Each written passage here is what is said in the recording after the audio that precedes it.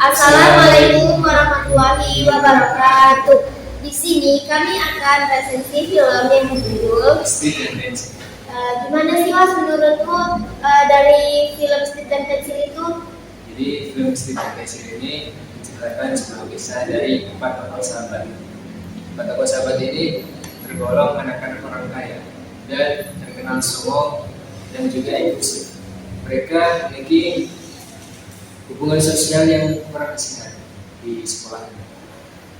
Sampai pada suatu saat ada lomba esai yang dimana masing-masing dari mereka saling bersaing, saling berkompetisi.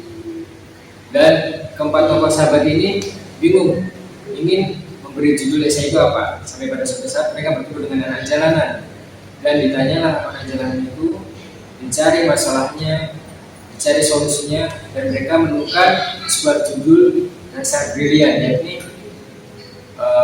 membangun sekolah untuk anak jalanan. Nah, dari judul esai ini mereka bertambah jadi bulan-bulanan teman-temannya, dibully, diolok-olok, segala macam lah. Dari bulian ini mereka geram dan juga berusaha untuk mewujudkan, memberikan pembuktian bahwa mereka tidak hanya membuat esai, tapi menjadikan itu sebuah kenyataan.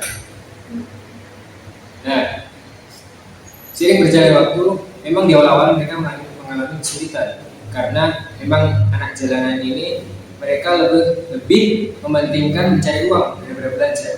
Mereka mikir lebih baik mendapatkan uang daripada sekolah. Sampai akhirnya anak-anak jalanan ini sadar bahwa begitu pentingnya belajar, dan dari situlah mereka mulai mengenali untuk sekolah. Jadi dari film tersebut ada beberapa masalah kependudukan yang tergambar. Yang pertama, kesenjangan sosial dan ekonomi. Film ini menunjukkan bahwa ada perbedaan antara anak-anak kaya dan miskin, terutama dalam akses pendidikan dan perlakuan sosial. Yang kedua, akses pendidikan yang tidak merata. Tokoh-tokoh utama menyadari bahwa banyak anak-anak di daerah umum tidak mendapatkan pendidikan yang layak. Yang ketiga, masalah identitas dan status sosial. Beberapa tokoh menghadapi tekanan karena status sosial mereka. Ini menggambarkan bagaimana identitas seseorang seringkali dinilai berdasarkan latar belakang ekonomi atau kelas ekonomi. Selanjutnya, yang keempat, yaitu kurangnya kepedulian sosial dari kalangan atas. Tokoh-tokoh pelajar yang kaya dalam film ini awalnya mereka tidak peduli dengan realitas sosial di luar lingkungan mereka. Hal ini menunjukkan ketimpangan empati